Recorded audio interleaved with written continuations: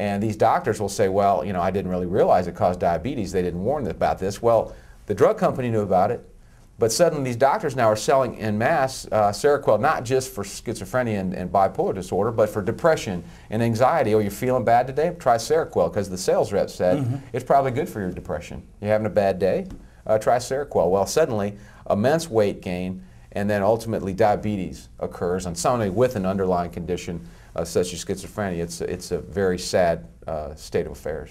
Well, I'd like to say from the medical standpoint, I was in the medical field, still am, and practice law, and it's a well-known fact that the pharmaceutical companies like to say they start out young, and they go into the resident programs, they go into the intern programs, they buy some lunches, they let them know, hey, and when you get out, don't forget about us. And then they send an attractive young person out there bearing gifts. I mean, this system is flawed. Ladies and gentlemen, you've got to know about this. And we're not saying all drug companies are bad, or their research, or a lot of their drugs are good, but the process is flawed. The other thing that I think the consumer out there needs to know, Dave, and I wanted to ask you this, I was thinking about it as I was driving from Corpus. Thank you for letting us have it here at your office here in Houston, the show. I appreciate it. But I was thinking, I said, you know what I'm going to ask Dave? I'm going to ask him, why is there a drug called, and correct me if I'm mispronouncing this, Tracelol?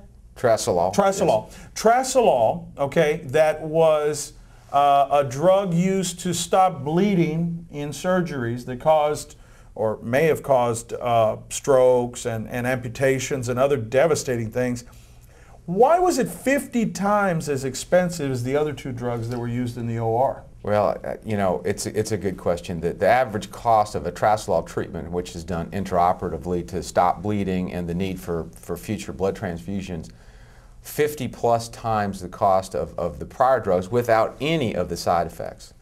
I think it comes down back to the marketing ability.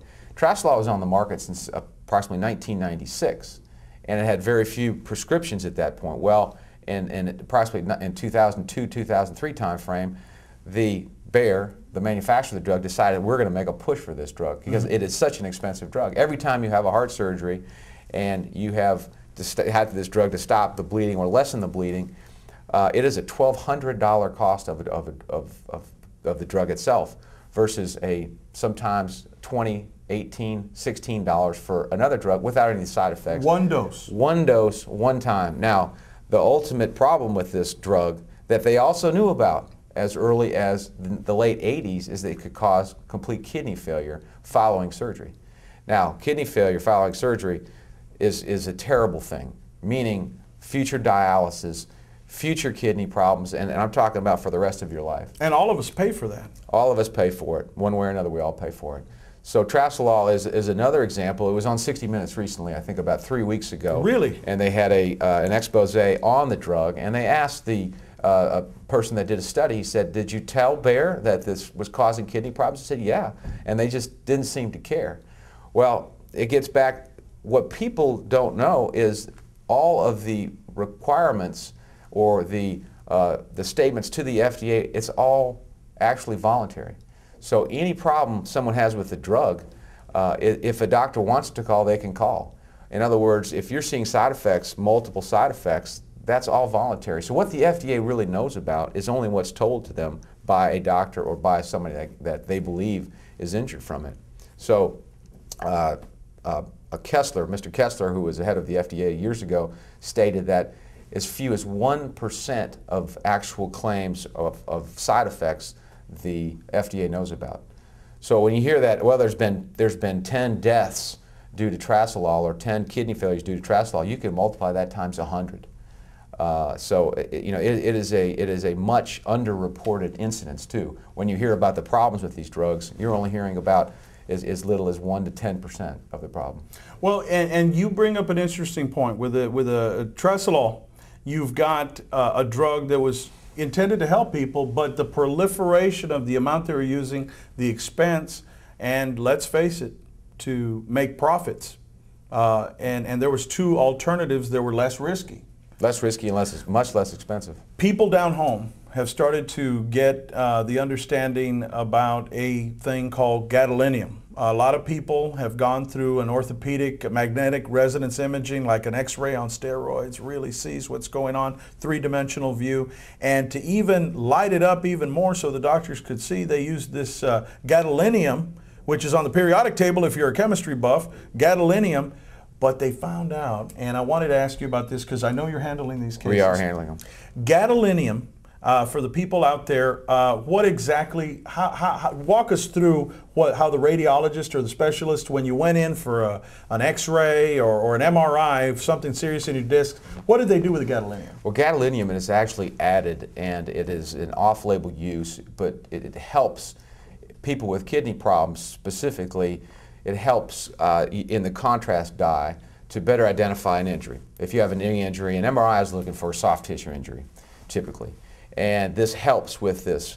The problem with gadolinium, which is, when I say off-label, it's not been approved by the FDA, but yet the manufacturers are out there telling the doctors and pushing the doctors, we think this is a great thing, you should use it off-label in your operations. Well, if you have a prior kidney problem and you take gadolinium, gadolinium is not cleared from your body because kidneys, we know, help filter the drugs through our body.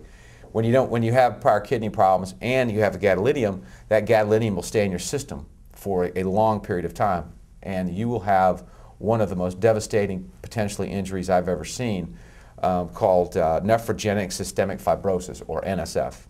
NSF can also often be manifested by, maybe started with a rash, yellow spots in the eyes. Suddenly your skin will have almost a cardboard feel, very hard. You'll see a discoloration, spotting. Your hips might hurt. You'll have joint problems. You'll have kind of a systemic breakdown. This NSF, this fibrosis, can be devastating, and the mortality rate is extremely high.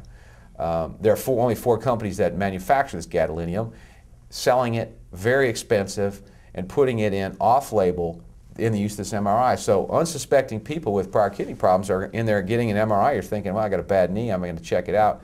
And unbeknownst to you, it could be within 2 days, and it could be up to I've read articles that it could be up to 18 months later. Wow. That you can have this this NSF, and it's a terrible thing, and it really is. And this litigation is just getting started. We have filed some of the earlier suits in the country, and that litigation is moving along, and we look forward to taking these depositions and asking these companies, what were you thinking? Mm-hmm. What did you know in these clinical trials? And what we do is oftentimes dig through millions and millions of documents to kind of find that needle in the haystack, if you will. Oh, yeah, and, I know that's right. These are not just a few documents. When I say million, they could fill this room from wall to wall, ceiling to floor. It literally hundreds and hundreds of boxes. But what we try to do is we figure out, we have doctors and nurses here on staff that can certainly help us get through, because it's fairly complicated medicine. But anyway, we're gonna get to the bottom of it before it's over. Well, I mean, here at on Sackett here in Houston, you've got a big office because you've got a lot of documents in here. I'm sure you have storage, and I remember, you know, you've been practicing at this 20 years now. 20 years now, believe it or not. Yeah, and you look younger than me. Yeah. But the thing is that this is such a document-intensive thing. A lot of lawyers like me, and country lawyers like me, you know, we hear about these things, but we don't know what to do with these cases, or maybe we haven't heard about it, and the people out there either. And so this is a national problem. So are you getting calls from people from other states? And I know you've got a New York office and you have alliances nationwide, but if they want to contact you, can they use the toll-free number as well? Absolutely. 888-222-7054. Yes. Or thematthewslawfirm.com. Now remember, when we're doing these interviews, I want to underline that you have the absolute right to contact an attorney of your choice. And also, this is not legal advice. This is merely getting the message out on my show, and my opinions don't reflect those of the station, and they don't reflect those, necessarily of our producers or anyone. This is me talking here, and I'm just glad we have somebody like Dave Matthews that is here providing all this information. Look, let's zoom out, Dave. We've got about 8 minutes left, but we talked about the tracelol. We've talked about gadolinium. But let's zoom out and how many products are out there, and China's involvement in the manufacture of these products. That's just coming out right now. And then they're saying if FDA says it's good, it's good. FDA swamped. How are we going to be able to stop the poisons that are coming into our commerce here and worldwide?